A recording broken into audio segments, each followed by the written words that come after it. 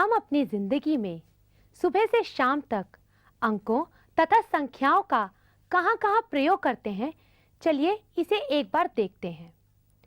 खेल का मैदान हो या पढ़ाई, हर जगह हमें अंकों का प्रयोग करना ही पड़ता है। सांप सीढ़ी का खेल ही ले लीजिए, हमें उसमें अंकों की मदद लेनी ही होती है। इसी प्रकार अगर घड़ी में समय देखना हो तो भी हमें अंकों की और संख्याओं की सहायता लेनी होती है। कैलेंडर में तारीख देखते समय भी हमें संख्याओं की सहायता लेनी होती है। इसी प्रकार और कई जगहों पर, जैसे नोटों पे, सिक्कों पे, सभी पर संख्याएं ही अंकित होती हैं। इससे हम यह पता लगा सकते हैं कि हमारी जिंदगी में अंकों का कितना महत्व है। परंतु अंतर इतना है कि कभी-कभी ये संख्याएं हमें एक क्रम में दिखाई देती हैं और कभी-कभी ये क्रम नहीं भी नजर आता। जैसे मैं आपको कुछ उदाहरण देती हूँ, कुछ संख्याओं का समूह देती हूँ, आपको उसमें एक अंक भरना है। 5, 15, 25, 35, 45। अब अगला अंक क्या होगा? जी हाँ, अगला अंक 55 ही होगा। इसी प्रकार संख्याओं का एक और समूह लेते हैं। 1, 4, 9, 16, 25, 36। अब आगे आपको यह बताना है कि इसके अगली संख्या क्या लिखी जाएगी। जी हाँ, इससे अगली संख्या 49 होगी। संख्याओं के एक और समूह पर प्रकाश डालते हैं। 1, 1/2, 1/3, 1/4, 1/5। अब अगली संख्या क्या होगी? जी हाँ, अगली संख्या 1/6 होगी। इसी प्रकार हम अगले संख्याओं के समूह को देखते हैं। 1, 11, 111, 1111, 11111। अगली संख्या क्या होगी? जी हाँ, अगली संख्या 1,11,111 होगी। इन सभी उदाहरणों को देखकर आपको यह पता चलता है कि ये सभी उदाहरण एक क्रम में लिखे गए हैं। जैसे आपको यह पता चल जाएगा, पहले उदाहरण को देखते हैं। 5, 15, 25, 35, 45, 55। इसमें सभी में 10-10 का अंतर दिखाई देता है। जैसे 5 में 10 जोड़ें तो 15 मिलता है, 15 में 10 जोड़ें तो 25 मिलता है, 25 में 10 जोड़ें तो 35 मिलता है। इसी प्रकार 55 को प्राप्त करने के लिए 45 में 10 को जोड़ना होगा। आइए दूसरे उदाहरण को एक बार फिर से देखते हैं। यहाँ 1 का वर्ग है, 4 2 का वर्ग है, 9 3 का वर्ग है। तो इस प्रकार 25 5 का वर्ग है, 36 6 का वर्ग है। तो अगली संख्या 7 का वर्ग अर्थात 49 होनी चाहिए। आइए तीसरे उदाहरण को दोबारा से देखें। 1, 1/2, 1/3, 1/4, 1/5। इसमें सभी में अंश तो एक है, परंतु हर प्राकृत संख्याएं हैं जो कि आरोही क्रम में लिखी गई हैं। 1, 2, 3, 4, 5। तो अगली संख्या 6 होगी, अर्थात कुल संख्या हमें यहाँ पर 1/6 लिखनी होगी। अगली संख्याओं के क्रम को देखें। यहाँ 1 को एक बार लिखा गया है, यहाँ 1 को 2 बार लिखा गया है, यहाँ 1 को 3 बार लिखा गया है, अगले में 4 बार, अगले में 5 बार। तो अगली संख्या को प्राप्त करने के लिए हमें 1 को 1, 2, 3, 4, 5 और 6 बार लिखना होगा। इससे हमें यह पता चला कि कुछ संख्याएं कभी-कभी एक क्रम में दिखाई देती हैं। वो संख्याएं जो एक क्रम में लिखी जाती हैं वह एक अनुक्रम बनाती हैं। अतः एक निश्चित क्रम में संख्याओं की व्यवस्था को अनुक्रम कहते हैं। उदाहरण के लिए 2, 4, 6, 8, 10 और एक और उदाहरण लेते हैं। मानिए आपकी कक्षा में 3 बच्चों की ऊंचाइयां सेंटीमीटर में इस प्रकार हैं। 152.5 सेंटीमीटर। दूसरे बच्चे की ऊंचाई मानिए 155 सेंटीमीटर है। तीसरे बच्चे की ऊंचाई मानिए 149.2 सेंटीमीटर है। इसी प्रकार हम उस कक्षा के बहुत से विद्यार्थियों की ऊंचाइयां लिख सकते हैं। अब इसमें पहले उदाहरण को देखते हैं। पहले उदाहरण में 2, 4, 6, 8, 10 और इस प्रकार संख्याएं लिखी गई हैं। यह एक क्रम बनाती हैं जिसमें 2 इसका पहला पद है, 4 दूसरा पद है, 6 तीसरा पद है।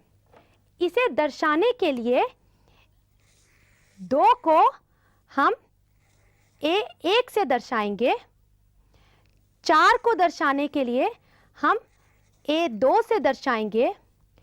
इसी प्रकार 10 को दर्शाने के लिए 1, 2, 3, 4, 5 अर्थात A5 से दर्शाया जाएगा।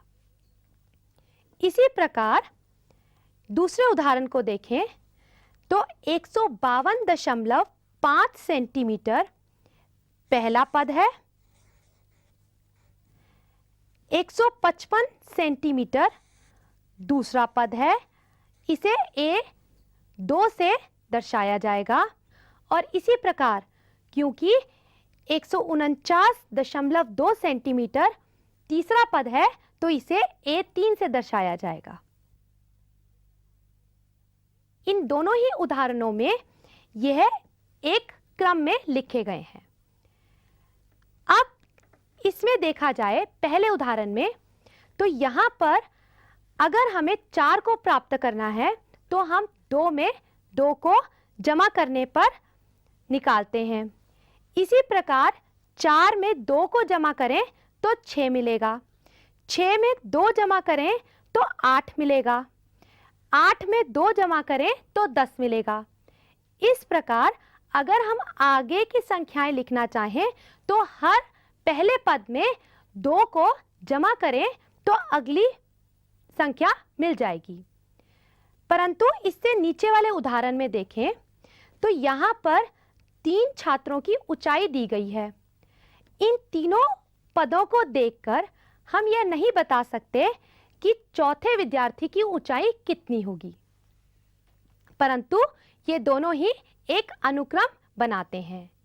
इस प्रकार हमने देखा कि किसी भी अनुक्रम के अंदर संख्याओं को लिखने के लिए या तो हम उसके पदों को अलग-अलग दर्शाया जा सकता है या फिर हमें उसको उसके nवें पद अर्थात an से दर्शाना होगा। जैसे इस उदाहरण में देखिए, दिए गए व्यापक पद an बराबर है n गुना n घटा 2 बटा n जमा 3 में यह एक nवां पद दिया गया है, इससे एक अनुक्रम बनता है जिसके पहले 5 पद आपको ज्ञात करने हैं। इसके लिए हमें इसके अंदर n का मान क्रमशः 1, 2, 3, 4 और 5 प्रतिस्थापित करना होगा। चलिए n का मान 1 रखने पर क्या प्राप्त होता है इसे देखते हैं। a1 n का मान 1 रखने पर a1 बराबर है 1 गुना 1 घटा 2 बटा 1 जमा 3 बराबर है 1 गुना घटा 1 बटा 4 बराबर है घटा 1 बटा 4। इसी प्रकार अगर हम n की जगह 2 को रखें तो हमें a2 प्राप्त होता है जो बराबर है 2 गुना 2 घटा 2 बटा 2 जमा 3 जो कि बराबर है 2 गुना 0 बटा 5 और यह बराबर है 0 के। इसी प्रकार अगर हम n की जगह 3 को रखें तो a3 बराबर है 3 गुना 3 घटा 2 बटा 3 जमा 3 बराबर है 3 गुना 1 बटा 6 बराबर है 3 बटा 6 और वह बराबर है 1 बटा 2 के। इसी प्रकार n की जगह 4 रखने पर हमें चौथा पद प्राप्त होगा। a4 बराबर है 4 गुना 4 घटा 2 बटा 4 जमा 3 जो कि बराबर होगा 4 गुना 2 बटा 7 के और जो कि बराबर है 8 बटा 7 के। इस प्रकार 8 बटा 7 इसका चौथा पद है। पांचवा पद प्राप्त करने के लिए हमें n की जगह 5 को रखना होगा। इसलिए a5 बराबर है 5 गुना 5 घटा 2 बटा 5 जमा 3 बराबर है 5 गुना 3 बटा 8 जो कि बराबर होगा 15 बटा 8 के। इस प्रकार प्राप्त किए गए अनुक्रम के पहले 5 पद, क्योंकि हमने n की जगह पर 1 से 5 तक रखा था, इसलिए प्राप्त किए गए अनुक्रम के 5 पद इस प्रकार हैं। घटा 1 बटा 4, 0, 1 बटा 2, 8 बटा 7 तथा 15 बटा 8। इस प्रकार आपको पता चला कि हम अगर व्यापक पद में अर्थात an में अगर कोई मान प्रतिस्थापित करते हैं तो हमें उस स्थान का पद प्राप्त हो जाएगा। अब हम अपने पहले लिए गए 2 अनुक्रमों के उदाहरणों को फिर से सोचते हैं। 2, 4, 6, 8, 10 यह हमारा पहला अनुक्रम का उदाहरण था। इसमें हमें यह पता चल रहा था कि हर संख्या के अंदर हम 2 को जोड़ें तो हमें अगली संख्या प्राप्त हो रही थी। इसी प्रकार हमने देखा था कि अगली संख्या प्राप्त करने के लिए हमें 10 में 2 जोड़ा तो 12 मिल जाएगा, 12 में 2 जोड़े तो 14 मिल जाएगा। इस प्रकार हम यह कह सकते हैं कि हर पद प्राप्त करने के लिए हमें उससे पहले पद में 2 को जोड़ना होगा। परंतु दूसरे उदाहरण में आपने यह देखा था कि वहां 3 छात्रों की ऊंचाइयां दी गई थी। उन 3 ऊंचाइयों को देखकर हम यह नहीं बता सकते कि चौथे छात्र की ऊंचाई कितनी होगी। ऐसी अनुक्रम जिसमें कि अगला पद पीछे दिए गए पदों को देखकर नहीं निकाला जा सकता, वे श्रेणी नहीं कहलाते। जबकि पहला उदाहरण जिसमें कि हर एक पद अपने पहले दिए गए 2 या 2 से ज्यादा पदों से निकाले जा सकते हैं, उनको हम श्रेणी कहते हैं। अनुक्रम जो किसी विशेष पद्धति का अनुसरण करते हैं श्रेणी कहलाते हैं। जैसे 1, 3, 5, 7, यह हमने एक संख्याओं का क्रम लिखा है। इसमें 1 में 2 जोड़ें तो 3 मिलता है, 3 में 2 जोड़ें तो 5 मिलता है, 5 में 2 जोड़ें तो 7 मिलेगा। अब इन संख्याओं को देखकर हम ये बता सकते हैं कि अगली संख्या में अगर 2 जोड़ें तो हमें 9 प्राप्त हो जाएगा। इस प्रकार हमने देखा कि 1, 3, 5, 7 एक श्रेणी है, जबकि वह उदाहरण जिसमें छात्रों की ऊंचाई दे रखी थी, वहां पर चौथे छात्र की ऊंचाई या इसी प्रकार आगे और छात्रों की ऊंचाई हम नहीं निकाल सकते, केवल हमें 3 छात्रों की ऊंचाई दे रखी है, तो वह एक अनुक्रम है, परंतु वह एक श्रेणी नहीं बनाता। श्रेणी बहुत से प्रकार की होती है, जैसे समांतर श्रेणी, गुणोत्तर श्रेणी, समांतर गुणोत्तर श्रेणी इत्यादि। परंतु इस कक्षा में आपको केवल समांतर श्रेणी के बारे में चर्चा करनी है। चलिए देखते हैं समांतर का अर्थ क्या है। समांतर का अर्थ है समान जमा अंतर। यह शब्द समांतर 2 शब्दों समान तथा अंतर से मिलकर बना है, जिसका अर्थ है सार्व अंतर, अर्थात एक ऐसा अनुक्रम या एक ऐसी श्रेणी जिसके अंदर 2 पदों के बीच में एक सा अंतर हो, समान अंतर हो, ऐसी श्रेणी को समांतर श्रेणी कहते हैं। यदि an जमा 1 बराबर है an जमा d, जहां n सभी प्राकृत संख्याएं हैं। उदाहरण के लिए 2, 5, 8, 11, 14 यह एक समांतर श्रेणी है, क्योंकि यहाँ 5 प्राप्त करने के लिए, जो कि एक दूसरा पद है, प्राप्त करने के लिए हमें 2 में 3 को जोड़ना होगा। 8 को प्राप्त करने के लिए 5 में 3 को जोड़ना होगा। 11 प्राप्त करने के लिए 8 में हमें 3 को जोड़ना होगा। इसी प्रकार 5वां पद अर्थात 14 को प्राप्त करने के लिए हमें चौथे पद 11 में 3 को जोड़ना होगा। हम इसे इस प्रकार भी कह सकते हैं कि 5 में से 2 को घटाया जाए तो हमें 3 मिलेगा, 8 में से 5 को घटाया जाए तो भी हमें 3 मिलेगा, 11 में से 8 घटाने पर या 14 में से 11 को घटाने पर भी हमें 3 प्राप्त होगा। इससे हमें यह पता चलता है कि इस श्रेणी के प्रत्येक पद के बीच का अंतर 3-3 है, अर्थात 3 सार्व अंतर हुआ। इस श्रेणी 2, 5, 8, 11, 14 में प्रथम पद 2 है और सार्व अंतर 3 है। एक बार फिर से देखते हैं। यहाँ पर प्रथम पद था 2, जिसे हम a से प्रदर्शित करते हैं।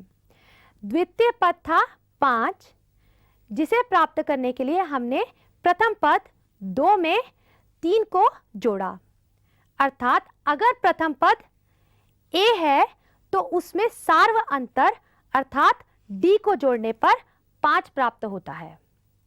इसी प्रकार तृतीय पद अर्थात 8 प्राप्त करने के लिए 5 अर्थात द्वितीय पद में 3 को जोड़ना होगा। इसको हम इस प्रकार भी लिख सकते हैं, जैसे a जमा d, जो कि हमारा द्वितीय पद था, इसमें दोबारा से सार्व अंतर को जमा करें तो हमें a जमा 2 गुना d प्राप्त होगा। इसी प्रकार चतुर्थ पद प्राप्त करने के लिए, जो कि 11 था, उसे प्राप्त करने के लिए तृतीय पद अर्थात 8 में सार्व अंतर 3 को जमा करना है।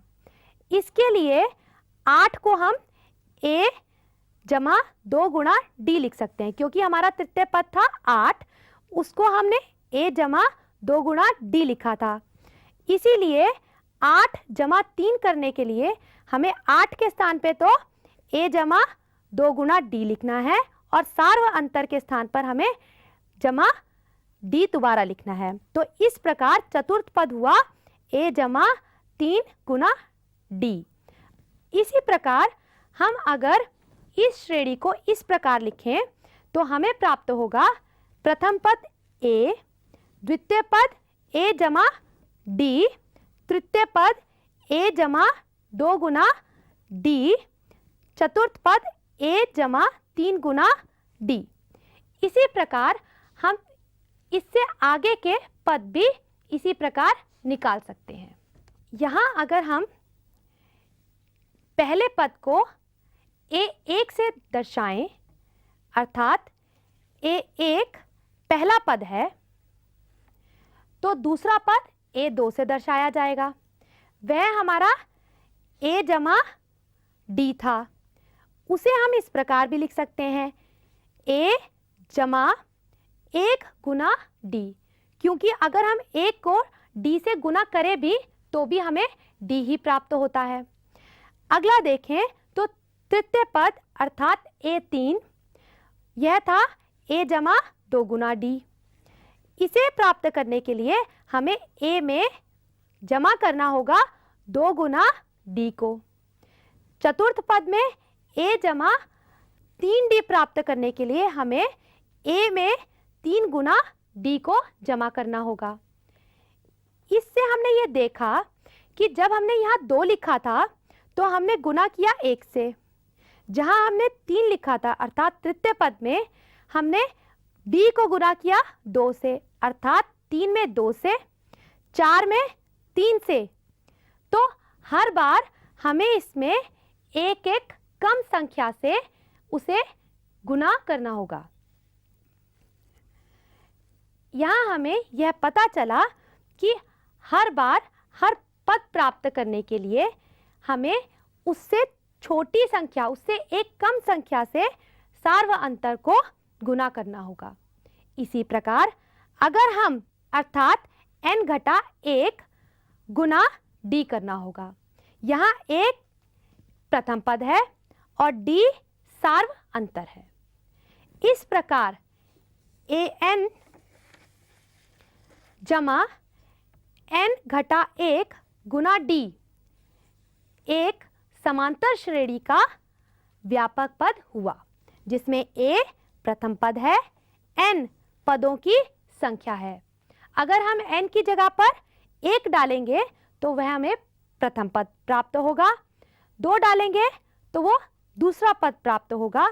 इसीलिए यह n पदों की संख्या को दर्शाता है और d तो सार्व अंतर है ही। अब एक प्रश्न को देखते हैं। क्या 21, 16, 11, 6, 1 घटा 4 घटा 9 एक समांतर श्रेणी है? अब समांतर श्रेणी को जांचने के लिए हमें उसमें यह देखना पड़ेगा कि उसके पदों के बीच में किस प्रकार का अंतर दिखाई देता है। यहाँ पहला पद अर्थात a1 21 है, a2 16 है, a3 11 है और इसी प्रकार 1, 2, 3, 4, 5, 6, 7 अर्थात a7 घटा 9 है। यहाँ पर अब पहले दो पदों के बीच में हम अंतर को देखते हैं। a2 घटा a1 बराबर है, a2 था 16 घटा a1 था 21, तो 16 घटा 21 बराबर है घटा 5 के। इसी प्रकार यदि हम दूसरे पद को तीसरे पद में से घटाएं। जैसे A3 घटा A2 बराबर होगा 11, क्योंकि तीसरा पद 11 था। 11 घटा A2 अर्थात 16 बराबर है घटा 5 के। इसी प्रकार अगर हम आगे घटाते जाएं तो 7वां पद है घटा 9 और इससे पहला अर्थात छठा पद है घटा 4। इन दोनों को घटाने पर घटा 9 घटा 4 बराबर होगा घटा 9 घटा जमा 4 बराबर है घटा 5 के। यहाँ हमने यह देखा कि हर बारी अंतर जब भी हम घटा रहे हैं तो अंतर हमें घटा 5 ही प्राप्त होता है, इसलिए सार्व अंतर बराबर है घटा 5 के। और जब एक श्रेणी में जबकि सार्व अंतर बराबर हो तो वह एक समांतर श्रेणी बनती है। इसलिए 21, 16, 11, 6, 1 घटा 4 घटा 9 एक समांतर श्रेणी है, क्योंकि यहाँ सार्व अंतर घटा 5 है। अब हम इसके व्यापक पद पर विचार करते हैं। यहाँ पहला पद है 21 और सार्व अंतर हमने निकाला घटा 5। व्यापक पद का सूत्र एक बार फिर से देखते हैं। व्यापक पद अर्थात an यह बराबर है A1 अर्थात प्रथम पद जमा पदों की संख्या n घटा 1 गुना सार्वंतर। अब यहाँ देखें तो A1 का मान है 21 जमा n घटा 1 और सार्वंतर का मान है घटा 5। इसे प्रतिस्थापित करने पर अगर हम इसे हल करें तो मिलेगा 21 घटा 5 गुना n जमा 5, जो कि बराबर होगा 26 घटा 5 गुना n के।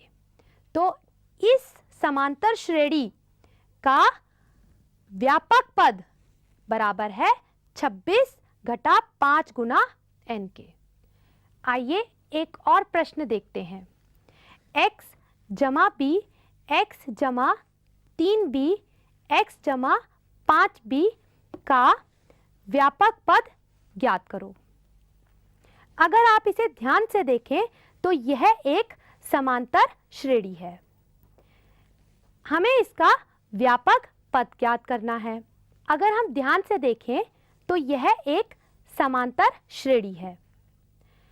एक समांतर श्रेणी का व्यापक पद ज्ञात करने के लिए सूत्र है an बराबर है प्रथम पद जमा पदों की संख्या घटा 1 गुना सार्वअंतर। अब यहाँ प्रथम पद x जमा b है। द्वितीय पद अर्थात A2 बराबर है x जमा 3b। इसी प्रकार आगे के पद भी लिखे जा सकते हैं, परंतु यदि हमें सार्व अंतर निकालना है तो हमें किन्हीं दो पदों का अंतर ज्ञात करना होगा। परंतु यदि हमें सार्व अंतर ज्ञात करना है तो हमें किन्हीं दो साथ आने वाले पदों का अंतर ज्ञात करना होगा। तो यहाँ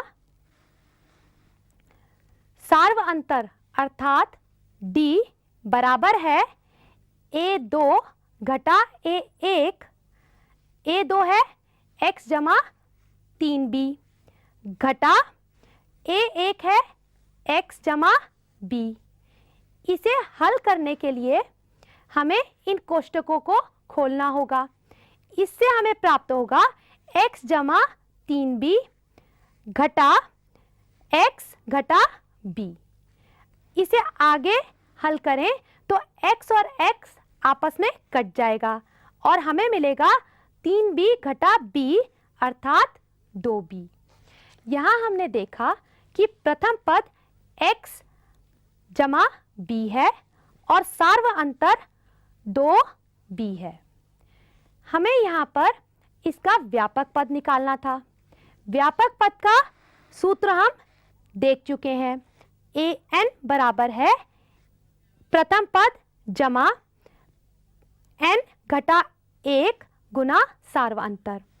यहाँ पर प्रथम पद और सार्व अंतर का मान प्रतिस्थापित करें तो a1 बराबर है x जमा b जमा n घटा 1 गुना सार्व अंतर का मान है 2b। इसे यहाँ प्रतिस्थापित करें और इसे हल करें तो हमें मिलेगा x जमा b जमा 2nb घटा 2b।